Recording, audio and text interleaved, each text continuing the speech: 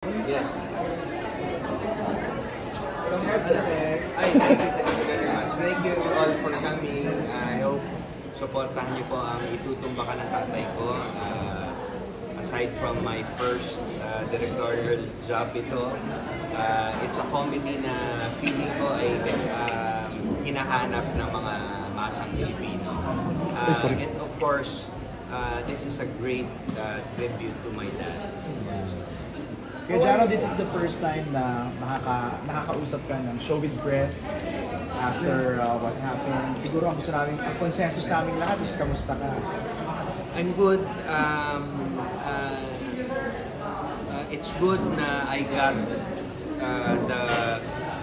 the not so good details out of the way nung isang press con ko. I'm sure you're all aware of that. I wanted to get that out of the way para makapag-promote. Alangan naman pumunta ako dito promoting my film. Very sad. Maraming tinatago. Galit at lungkot at hinanakit. So I wanted to get it out. Wanted to get it out of the way. And I did. Nailabas ko na lahat ng mga emotions ko doon. So I'm very happy that now I get to promote my movie. Masaya naman. And yun nga, of course, this is all, may nagsabi kasing, is it too soon to release the movie after what happened? I believe this is the perfect time to release the movie kasi yung, sorry, ayoko na umiyak, pero yung huling image of my dad was it wasn't nice. So hopefully this erases that. Right. Makita naman natin siya in all his glory. Right. Na magaan, na masaya, na fun. Ganun ba yung character niya dito, Kuya Jano? Actually, hindi. Medyo mabigat din yung eksena namin dito. But towards the end, it gets lighter. Okay. Yun. Mahirap bang i-direct ang father? Hindi naman kasi kita ko naman yung support niya. I remember one instance na yung confrontation scene namin. I was rewriting the script bago kunan yung eksena. So, sinusulat namin. Tapos pinadala ko na, sabi ko, bigyan niya na sa daddy ko para pag-aralan niya.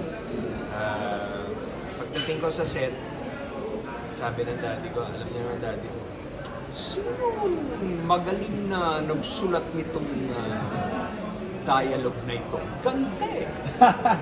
So, syempre, kilig naman ako nun. Right. Meron po ba siyang parang in-impart sa inyo na, baka drama po ba yung eksena? Yes.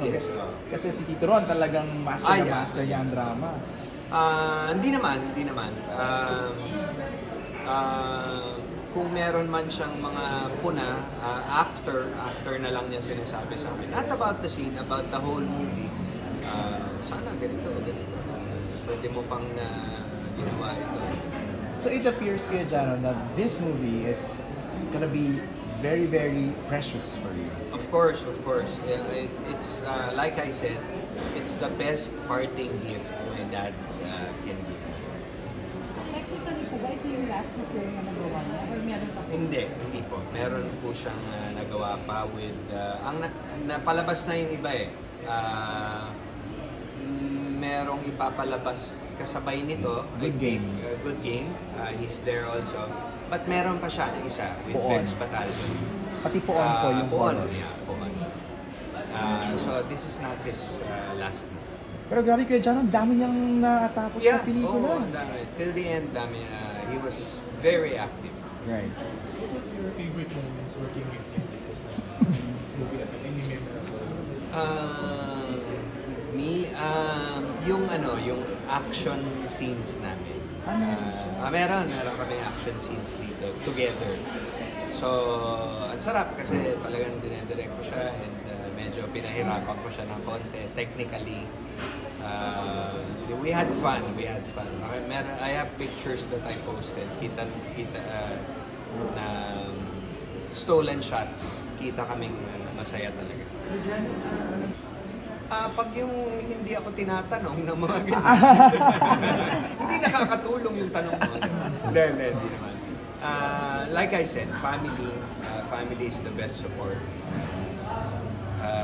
Hindi kami naghihiwalay muna ngayon. Kasi nasa healing process pa kami. Hindi pa ako fully recovered. But I'm good. Siguro comment mo na kasi siya na recently nagkaroon ka ng vacation, nagkaroon ng posting sa social media. May mga tao na hindi nila intindihan. Yeah, may nambash. Pero luckily for me, kinuyog naman siya nung ibang mga netizens na sabi, kanya-kanya tayo ng ways of grieving, diba? Meron kasi nagsayaw pa ako nag-TikTok ako Well, I didn't mean any harm, I didn't mean disrespect. Ayoko kasing in my social media, ayoko namang gamitin yung, alam mo na, gamitin yung, kumbaga pagkakitaan yung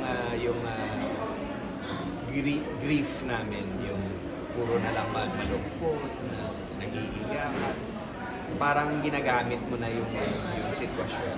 Ayoko naman. So I wanted to show, magsasayaw ako. Right. Siguro fun question na lang, sir. Kung meron kang ipapatunta sa tatay na si Yung mga vloggers. Ay, grabe naman. Lalo na si... Ay! Kaya dyan may update na ba? Nag-apologize na po ba? Nag-issue na po ba? Yes, in fairness to the police, right after the press con, alam ni Ana yun, right after the press con, the one who, si General Maranan, who issued the press, siya yung nag-press con, di ba? Called me right away. He got hold of my number. Personally, sabi niya, Jano, napanood ko yung press con mo, and ako mismo, personally, nag-a-apologize sa'yo. And huwag ka mag-alala, mali talaga yun. At huwag ka mag-alala, mag-i-issue kagad ako ng press release. So nakagaan yun, Kuya John? Oh, of course. And he sounded sincere. Okay. Jano, you announced na hindi ka na magsusulong police. Yeah. But how about the vloggers na sobrang malicious talaga yung title? You know, ako hindi, but itutumba kayo ng asawa ko. Si Bing ang medyo mainit ang ulo sa mga... Oh. So, Sabi niyo din. parang gusto niya habulin eh. Okay. Parang gusto niyang sumampol ng isa. Okay. Pero syempre, nangyari yung gabi ko. Ang dami rin. Because Bing was very close to my dad. Right. Again.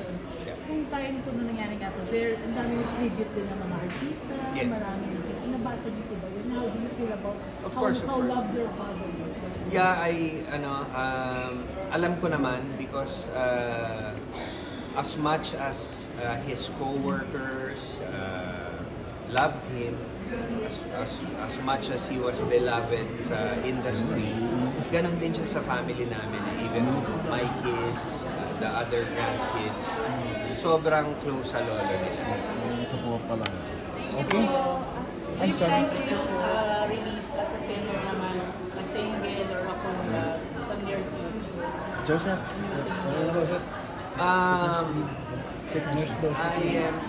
I've done new songs, but ang plans ko ngayon are to do revivals more. Parang yun ang advice din ni Boss Vic sa akin, and I agree. Because that's me, diba? Ipagpatawad mo. Ikaw lamang, at marami pa. Thank you. Thanks, Kuya John.